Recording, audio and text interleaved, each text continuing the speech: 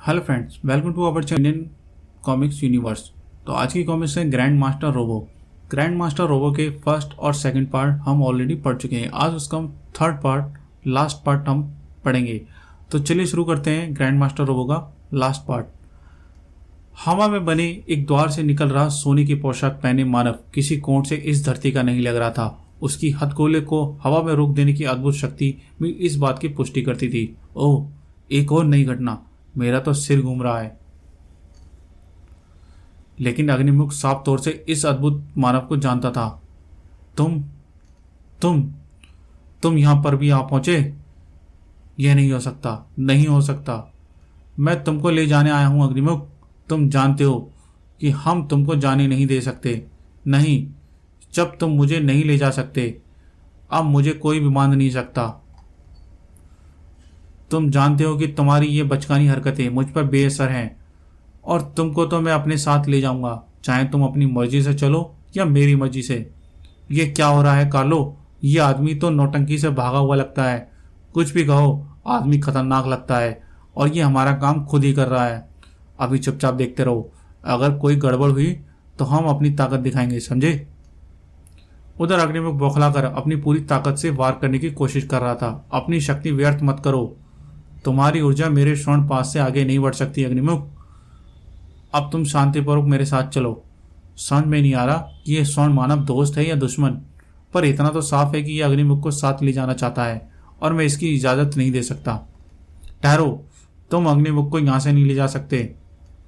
मैं कुछ भी कर सकता हूं बालक, और तुमको रोकना मेरे लिए एक मामूली काम है। जरूर होगा, मगर तुम्हारा वार मुझ पर लग सके तो जरूर होगा, लेकिन तुमको इसका मौका नहीं दूंगा। तो तुम मुझ पर शारीरिक शक्ति का प्रयोग कर रहे हो। हम शारीरिक शक्ति दिखाने के आदी नहीं है बालक, लेकिन आवश्यकता पड़ने पर इसका प्रयोग बखूबी कर सकते हैं। युद्ध बराबरी का होना चाहिए। स्वर्ण मानव का हाथ दूर पर ही घुमा। ओह, और ध्रुव उछलकर दूर जा गिरा। ये तो अद्भुत प्राणी है। यह मुझ पर दूर संचालित वार कर रहा है। ऐसे रिमोट कंट्रोल वारों को तो या तो मुझ पर दूर से ही मार मार कर बेदम कर देगा, और मैं इसका कुछ भी नहीं कर पाऊंगा। मुकाबला बराबरी का नहीं है, इसलिए अब मुझे अपने लिए मदद बुलानी होगी। ची ची ची ची ची। अगले ही पल आकाश में उड़ रही चिड़ियों का एक झुंड तेजी से नीचे उतरा। अचानक हुए इस हमले से स्वर्ण मानव संभल नहीं पाया। उसके हाथ से पकड़े स्वर्ण पास का दूसरा हिस्सा नीचे जा गिरा। अब इससे पहले कि यह संभले, मुझे इसको काबू में कर लेना होगा। इस मानव को पकड़ने के लिए हमारे हथियार शायद बेकार साबित हों, लेकिन इसको इसके ही अपनी हथियार से पकड़ा जा सकता है। और इससे पहले कि स्वर्ण मानव कुछ समझ पाता, वह अपनी ही सुनहरी रस्सी के बंधन में बंध चुका था। ओह, लेकिन कुछ लोगों को यह बात पसंद नहीं आई। बाजी पलट रही है, समझ? ध्रुव ने इन दोनों को कैदी कर लिया है, यानी अब हमको बीच में टांग अड़ानी ही पड़ेगी। तुम बहुत बुद्धिमान और बलवान हो बालक। आज मैं पहली बार किसी के हाथों परास्त हुआ हूं। तारीफ करना छोड़ो और मुझे अपने बारे में ओह। तभी गोलियों की एक तेज बौछार ने ध्रुव को दूर हट जाने पर मजबूर कर दिया। ये वही लोग होंगे जिन्होंने हथगोला फेंका था। वे लोग उस गली से इधर गोलियां चला रहे हैं, और इन गोलियों की बौछार से मैं उन तक नहीं पहुंच सकता। स्वर्ण मानव ने इस वैधान का फायदा तुरंत उठाया। ओह, ये दोनों भाग रहे हैं और हमारे बीच में गोलियों की बौछार है। ध्रुव की लड़ देखते ही देखते स्वर्ण मानव और अग्निमुख दरवाजे के अंदर गायब हो गए। मैं इनको भागने नहीं दे सकता, वरना फिर यह कभी पता नहीं चल पाएगा कि ये दोनों कहाँ गए। ओह, इस द्वार का आकार भी छोटा होता जा रहा है। थोड़ी देर में बिल्कुल गायब हो जाएगा, पर इस द्वार तक पहुंचने के लिए गोलियों की बौछार रोकनी जरूरी। वाह वाह! ध्रुव के गले से एक कुर्राहट निकलकर चारों तरफ फैल गई, और उसका जवाब भी तुरंत आया। गलियों में घूम रहे दर्जनों की संख्या में आवारा कुत्ते ध्रुव की एक पुकार पर ग्रैंड मास्टर रोबो के भेजे हत्यारों पर टूट पड़े। गोलियां चलानी तुरंत बंद हो गई, क्योंकि खुकार हत्यारे अब ध्रुव की अनोखी फौज के कब्जे में थे। ओह, दरवाजा तो अब बहुत छोटा हो गया, यानी अब यह पता करने का समय नहीं है कि मुझ पर गोलियां चलाने वाले कौन हैं। अब तो मुझे इस दरवाजे के पार जाना ही पड़ेगा, चाहे उस पार मुझे कुछ भी मिले, अपनी मौत भी। लेकिन अग्निमुख मुझसे बचकर नहीं जा पाएगा। सकरे द्वार के किनारे से रगड़ता हुआ ध्रुव का शरीर दरवाजे के उस पार निकल गया, पर द्वार के उस पार क्या था ये कोई नहीं जानता था। दूसरी तरफ समुद्र के तल में बसी एक रहस्यमय स्वर्ण नगरी अपने विनाश का इंतजार कर रही थी। मास्टर, हमारे सारे घातक हथियार अपने अपने स्थान पर फिट हो चुके हैं। अब आपके एक इशारे पर हम इस मूंगे की दीवार को मिट्टी में मिला देंगे। शाबाश मेरे कमांडर, आदेश की प्रतीक्षा करो। और राजनगर में श्वेता मेरी बच्ची, तू कहाँ रह गई थी? भगवान का लाख लाख शुक्र है कि ये सही सलामत लौट आई। चलो रेणु, अपना यहाँ पर तो काम खत्म हुआ। अब हमको अग्निमुख की तलाश में। अरे पिंग पिंग, मेरे पॉकेट ट्रांसपोर्ट पर ये इमरजेंसी सिग्नल कहाँ से आ रहा है? यह तो चंडिका के सिग्नल हैं। चंडिका के? पर मेरा ट्रांसमीटर तो मेरी बेल्ट पर। ओ नो, अब याद आ रहा है, जब मैंने पोशाक बदली थी तो बेल्ट पर से ट्रांसमीटर गायब हो गया था।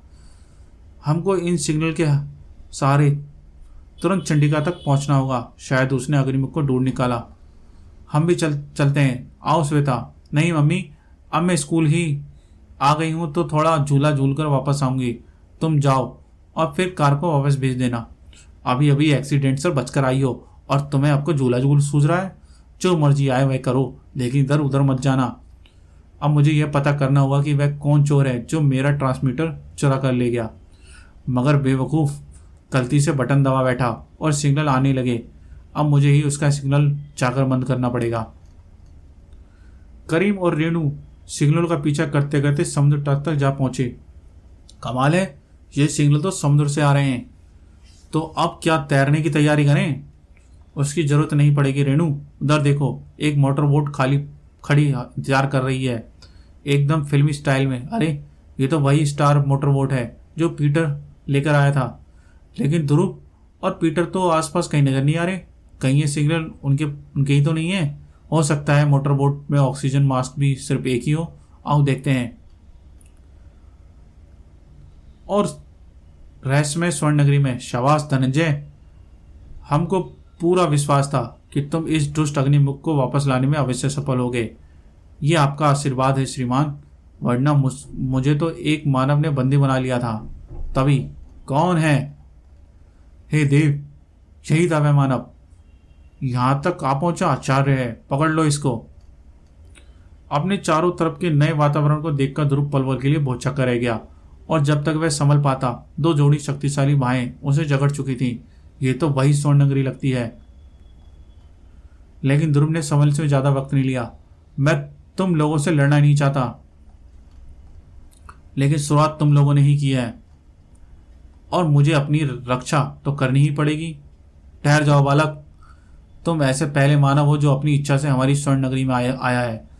तुम कौन हो और तुम्हारे यहाँ आने का क्या कारण है? मेरा नाम ध्रुव है और मैं अग्निमुख को यहाँ से ले जाने के लिए आया हूँ। हम इसकी आज्ञा नहीं दे सकते ध्रुव। इस नगरी में आने के बाद कोई धरती वासी वापस नहीं जा सकता, और फिर अग्निमुख तो हमारा अपराधी है। अपराधी? पर यह अग्निमुख कौन है? आप लोग कौन हैं और यहाँ समुद्र के अंदर क्यों रहते हैं?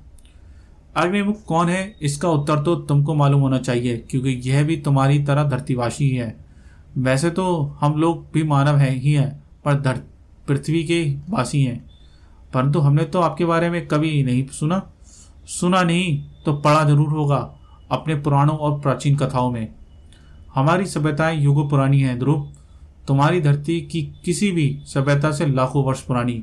हम लोग उस युग के हैं जिसकी कहानी तुम पुराणों में पढ़ते हो।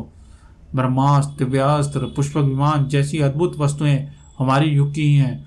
महाभारत के युद्ध में भी हमारे पुरखे लड़े थे, लेकिन फिर प्रलय आ गई, पूरी पृथ्वी पानी से भर गई।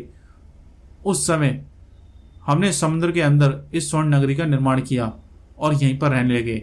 हमारा ज्ञान विज्ञान युगों पहले भी काफी उन्नत था, और तब से अब तक हमारे विज्ञान ने इतनी प्रगति कर ली है, वह तो धरतीवासियों को जादू के समान लगेगी। पर आप इस विज्ञान को धरतीवासियों के साथ क्यों नहीं बांटते? क्योंकि तुम लोग हिंसक और क्रूर हो। तुम लोग इस विज्ञान का इस्तेमाल युद्ध के लिए करोगे। यही कारण है कि हम धरतीवासियों के संपर्क में नहीं आना चाहते। अब तक तो मूंगे की चट्टानी दीवार ने हम लोगों को छुपा कर रखा था, लेकिन इस दुष्ट अग्निमुख ने उसको तोड़कर हमें दुनिया वालों के सामने ला दिया। यह तो उस धमाके में से लगभग मर चुका था, लेकिन यह हमारी ही भूल थी कि हमने इस पर तरस खाकर इसके शरीर में फिर से जान डाल दी। लेकिन हमको तो यह पता नहीं था कि यह न्यूक्लियर धमाके की वजह से यह मानव से एक आग उगलते दानव के रूप में बदल गया है। इस घटना से हम भी अचंभित थे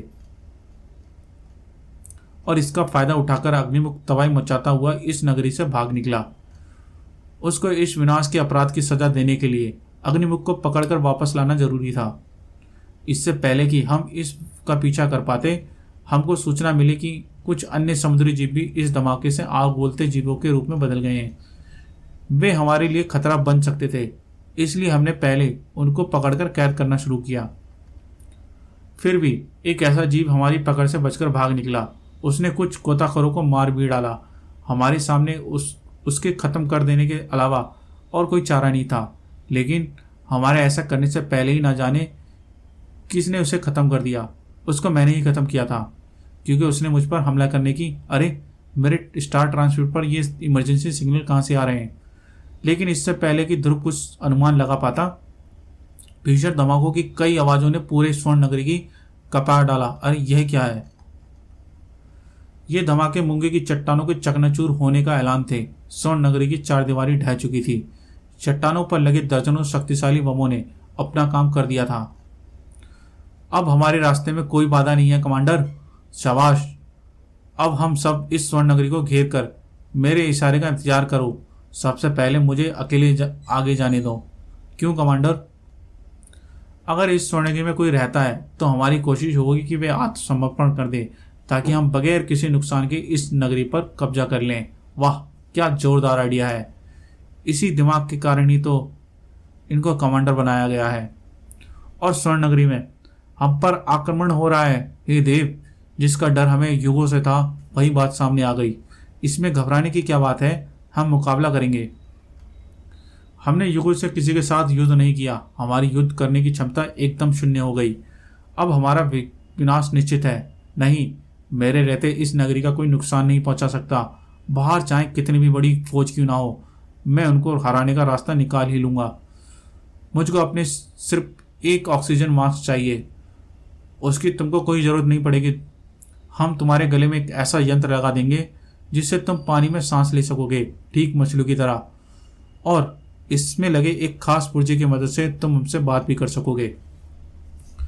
और सिर्फ 5 मिनट बाद ध्रुव एक वाटर टैंक में उस यंत्र का परीक्षण कर रहा था। यह तो जादू है। मुझे तो अब भी यकीन नहीं हो पा रहा। हम पहले ही कह चुके थे, हमारे यहाँ की कई चीजें तुमको जादू का यंत्र लगेंगी, जब भी यह सब विज्ञान का चमत्कार है। हमारी नगरी की तरफ एक मानव बढ़ रहा है श्रीमान। क्या? वह अकेला आ रहा है। मेरे ख्याल से इसके पास हमारे लिए कोई संदेश है। मैं बाहर आकर इससे मिलता हूँ। कुछ ही देर में ध्रुव और कमांडर आमने सामने खड़े हो गए। तुम तो ध्रुव हो। तुम यहाँ क्या कर रहे हो? और तुम पानी में सांस कैसे ले रहे हो? अपनी ऑक्सीजन खराब मत करो, मतलब की बात करो। कौन हो तुम और लोग यहाँ क्या चाहते हो? मुझे तो अपना संदेश इस स्वर्ण नगरी के वासियों को देना था ध्रुव, लेकिन तुम्हारे यहाँ पर होने से ये सारे काम को एकदम आसान कर दिया। मतलब की बात करो तो ध्यान से सुनो। हम ग्रैंड मास्टर रोबो की अटैक फोर्स के कमांडर हैं। मुझे सिर्फ इतना कहना है कि ग्रैंड मास्टर रोबो, यानी इस पूरे विनाश के पीछे ग्रैंड मास्टर रोबो का हाथ है। मुझे रोबो के किसी भी गुंडे के मुंह लगाना पसंद नहीं। जाकर अपने बॉस से कह दो कि वह खुद आकर मुझसे बात करे। सामने आते ही ध्रुव, उसकी जिंदगी का फैसला। तुम तैश में बहुत जल्दी आते हो ध्रुव। पहले हमारी पूरी बात तो सुनो। हमको सिर्फ इतना कहना है कि तुम लोग एकदम सुरक्षित हो। बाहर खड़ी अटैक फोर्स के सारे हथियार मैंने बेकार कर दिए हैं। क्या? ग्रैंड मास्टर के गुप्त अड्डे में मैंने एक ट्रांसमीटर फिट कर दिया है। उसके सिग्नल की मदद से तुम उसके अड्डे तक पहुंच सकते हो। यह रहा उन सिग्नलों की पकड़ने के लिए रिसीवर। इसकी कोई ज़रूरत नहीं, मेरा स्टार ट्रांसमीटर सिग्नल पकड़ रहा है।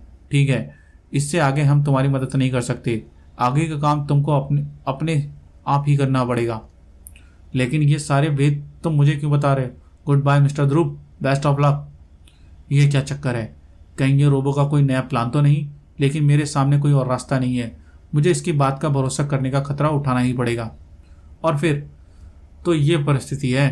हाँ, रोबो की अटैक फोर्स के हथियार चाहे बेकार हो गए हों, पर फिर भी वे सब पेशेवर हत्यारे हैं। उनसे निपटने के लिए हमको कुछ मदद चाहिए। पर क्या?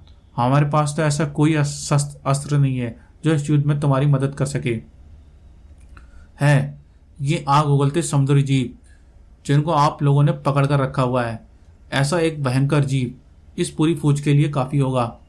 सच में कमाल है, ये विचार हमारे दिमाग में क्यों नहीं आया? और सतह पर सिग्नल समुद्र के अंदर से आ रहा है रेणु, हमारे ठीक नीचे से। हमको पानी के अंदर जाना पड़ेगा। ये काम हम में से कोई एक ही कर सकता है, क्योंकि बोट में ऑक्सीजन मास्क सिर्फ एक ही है और उसे मैं पहन चुकी हूं। चंडिका, तुम बोट में कैसे? हम तो ये समझ रहे थे कि ये सिग्नल तुम भेज रही हो। तुम लोग गलत ही समझ रहे हो थे, और सही भी। सिग्नल मेरे ट्रांसमीटर के ही हैं, लेकिन उसे मैं नहीं भेज रही। अब तुम दोनों अच्छे बच्चों की तरह मेरा इंतजार करो। लौटते में मैं तुम दोनों के लिए एक एक मछली लेकर आऊंगी। अब तो हम इंतजार करने के अलावा कुछ कर भी नहीं सकते। और समुद्र के अंदर क्या हुआ कमांडर? उन लोगों ने सोचने के लिए थोड़ा वक्त मांगा है। मुझे ध्रुव को कोई योजना बनाने के लिए थोड़ा वक्त देना ही पड़ेगा। पर तभी कमांडर, कोई हमारी तरफ आ रहा है। यह तो ध्रुव है, हमारा जानी दुश्मन। ओह, यानी ध्रुव ने इतनी जल्दी कोई योजना बना ली। अटैक! सभी को उंगलियों पर अपने हाथों पर दब गई। लेकिन कमांडर, मेरा हथियार काम नहीं कर रहा। मेरा भी नहीं। किसी ने हमारे हथियार बेकार कर दिए हैं। यानी कमांडर की सूचना सही थी। Very good. यानी अब अटैक करने की बारी हमारी है। धनंजय! और अगले ही पल धनंजय अपनी भयंकर सवारी के साथ रोबो के बहुचक्के हथियारों पर टूट पड़ा। आग उगलते समुद्री दैत्य की एक झलक के सबके होश उड़ा देने के काफी थे। लड़ाई होने का तो कोई प्रश्न ही नहीं था।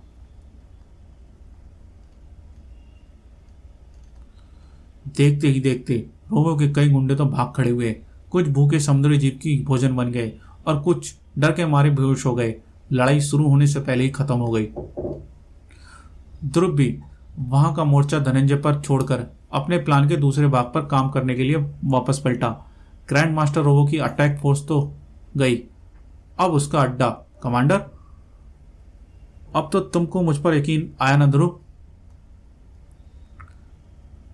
हाँ, पर तुम सब यहाँ क्यों? अरे समझने का समय नहीं है मेरे पास। अब तुमको ग्रैंड मास्टर रोबो के अड्डे को जल्द से जल्दी नष्ट करना पड़ेगा, वरना अगर ग्रैंड मास्टर सतर्क हो गया तो पूरा प्लान खटाई में पड़ जाएगा। पर उस अड्डे के बारे में मुझे कुछ भी नहीं पता। उसको मैं नष्ट कैसे करूंगा? पर तुम्हारे पास एक ऐसा आदमी है जो उस अड्डे के बारे में जानता है और उसे नष्ट भी करने की शक्ति रखता है। कौन है ऐसा आदमी? वह आदमी अग्निमुख उर्फ मिस्टी। क्यों मिस्टी? ग्रैंड मास्टर रोबो ने तुमको मार डालने में कोई कसर नहीं उठा रखी थी। तुम तो अच्छे भले आदमी थे मिस्टी, पर रोबो ने तुमको आग उगलता राक्षस बना दिया। आज तुम्हारी ये दुर्दशा सिर्फ एक आदमी के कारण है, और वही आदमी तुम्हारा एकमात्र दुश्मन है। वही आदमी जिसका नाम है ग्रैंड मास्टर रोबो। सच है, मैं उसको जिंदा नहीं छोड़ूंगा। और गुप्त अड्डे पर मास्टर, गजब हो गया, किसी ने हमारे साथ जबरदस्त गद्दारी की है। क्या? हाँ मास्टर, किसी ने हमारी अटैक फोर्स के सारे हथियार बेकार कर दिए और फिर स्वर्ण नगरी में रहने वालों ने उन पर सबको गाजर मूली की तरह काट डाला। हे शैतान, तुमको ये सब कैसे पता चला? अभी अभी अटैक फोर्स के कमांडर का मैसेज आया था। आपका जानी दुश्मन ध्रुव भी स्वर्ण नगरी वालों की जा मिला है, और अब मिस्टी भी उनके साथ है। वे अब हमारे इस अड्डे की तरफ बढ़ ही रहे हैं। कमांडर ने आपसे तुरंत भाग निकलने के लिए कहा है। कमांडर का मैसेज एकदम सही था। ध्रुव और कमांडर के साथ अड्डे की तरफ बढ़ता अग्निमुख ग्रैंड मास्टर को खत्म कर देने के लिए बेताब था। अब तुमको और अग्निमुख को अड्डे का रास्ता पता ही था, तो वहां ट्रांसमीटर फिट करने की क्या जरूरत थी? क्योंकि ग्रैंड मास्टर का अड्डा कभी एक जगह पर नहीं रहता, वह अपनी जगह बदलता रहता है। सिग्नल यहीं कहीं से आ रहे हैं कमांडर, लेकिन यहाँ तो आसपास कोई इमारत जैसी चीज नजर नहीं आ रही। अपनी दाईं तरफ देखो ध्रुव। ध्रुव ने अपनी दाहिनी तरफ देखा तो आश्चर्यचकित रह गया। ये तो व्हेल मछली है, विशालकाय ब्लू व्हेल। ये ब्लू व्हेल नहीं है, बल्कि ब्लू व्हेल के रूप में एक न्यूक्लियर पनडुब्बी है। यही ग्रैंड मास्टर रोबो का गुप्त अड्डा है ध्रुव। इससे पहले कि आश्चर्यचकित ध्रुव कुछ बोल पाता, पनडुब्बी के सिर से एक दरवाजा खुला और उसमें से वाटर स्कूटर पर सवार एक आकृति तेजी से बाहर निकली। यह तो ग्रैंड मास्टर रोबो है और यह भाग रहा है, पर मैं इसको भागने नहीं दूंगा। इसका पीछा करने का ख्याल छोड़ दो ध्रुव। तुम तैरकर इस वाटर स्कूटर को भी कभी नहीं पकड़ सकते। अगर ऐसा है तो मुझे भी अपने लिए सवारी का इंतजाम करना पड़ेगा। ध्रुव के मुंह से एक सीटी निकली और पानी की तरंग बनकर फैलने लगी। ध्रुव का दोस्त ज्यादा दूर नहीं था। कुछ ही पलों में ध्रुव को अपनी तरफ तेजी से आती हुई आकृति दिखने लगी। डॉल्फिन, चलो डॉल्फिन, आओ अग्निमुख। लेकिन अग्निमुख का ध्यान न्यूक्लियर पनडुब्बी के रिएक्टर ने खींच लिया था। उसकी एनर्जी की भूख एक बार फिर भड़क उठी थी। ध्रुव का अग्निमुख की अब कोई जरूरत भी नहीं थी। यह स्कूटर तो सच में बहुत तेज चल रहा है। डॉल्फिन इसका पीछा नहीं कर सकती और मैं रोबो को पकड़ नहीं सकता। लेकिन डॉल्फिन भी यह बात शायद समझ गई थी। वह शायद पलट रही थी। नहीं, यह तो उस सुरंग की तरफ जा रही है। यह जरूर कोई छोटा रास्ता होगा, शॉर्टकट। ध्रुव का ख्याल सही था। सुरंग से बाहर निकलते ही उसका सामना अपनी तरफ आते रोबो से हो गया। रोबो ने सामने खतरा देखकर स्कूटर को मोड़ने की कोशिश की, लेकिन डॉल्फिन अब तक उस तक पहुंच चुकी थी। उसके एक भीषण धक्के से स्कूटर दूर जा गिरा। बस दोस्त, अब यहां से मैं संभाल लूंगा। अब दो जानी दुश्मन आमने सामने थे और दोनों ही जानते थे कि जिंदा रहने का सिर्फ एक ही सूरत है, अपने दुश्मन की मौत। आश्चर्य है, ये पानी में सांस ले रहा है। मुझे बहुत सतर्क रहना होगा। मैं इसकी मशीनी शक्ति का मुकाबला नहीं कर सकता। और वहां से थोड़ी दूर पर अग्निमुख पनडुब्बी के अंदर घुसने का रास्ता बना चुका था और उसके सामने लगा न्यूक्लियर रिएक्टर उसको खुला आमंत्रण दे रहा था और उसको रोकने वाला कोई भी नहीं था। महीनों से भूखे की तरह अग्निमुख ने दोनों हाथ रिएक्टर के ऊपर कस गए और फिर रिएक्टर से निकलती प्रचंड एनर्जी उसके शरीर से तेजी से सामने लगी। दूसरी तरफ ग्रैंड मास्टर रोबो ध्रुव को खत्म करने के लिए पागल हो रहा था। आज तेरी ही वजह से मेरा गैंग तबाह हुआ है ध्रुव। मैं तुझे जिंदा नहीं छोड़ूंगा। तुमको तुम्हारी दुनिया पर राज करने की हवस ने तबाह किया है रोबो। तुमको उन लाखों लोगों की आह से तबाह किया है जिनकी लाशों पर तुमने अपना साम्राज्य बनाया था। तुम्हारा यह साम्राज्य तो खत्म हो गया रोबो। अब उसके साथ साथ तुम्हारे भी खत्म करने की बारी है।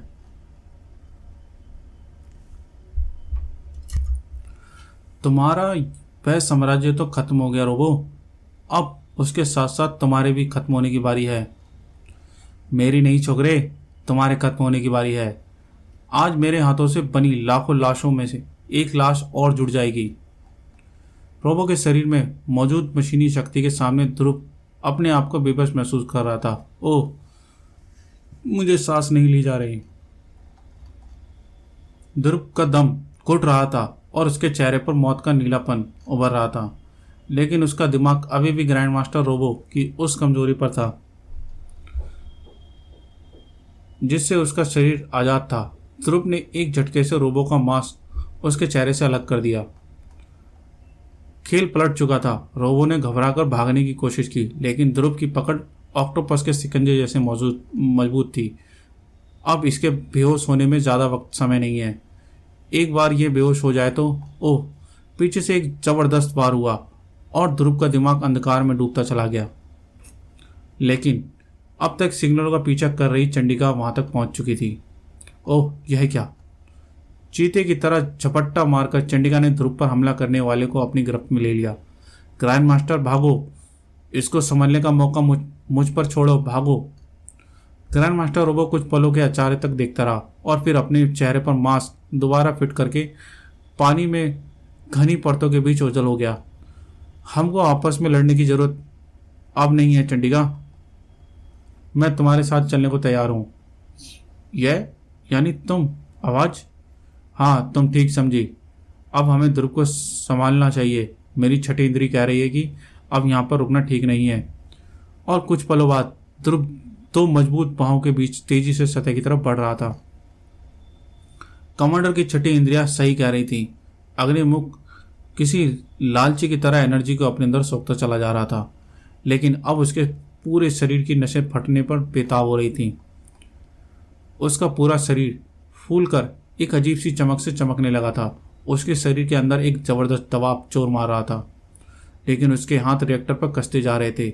इस लालच का जो अंजाम होना था वही हुआ। अग्निमुख का शरीर किसी तरह ज्यादा हवा में भरे हुए गुब्बारे की तरफ फटकर छोटे छोटे कणों में बिखर गया, और साथ ही साथ रोबो का गुप्त अड्डा भी एक धमाके के साथ बह गया।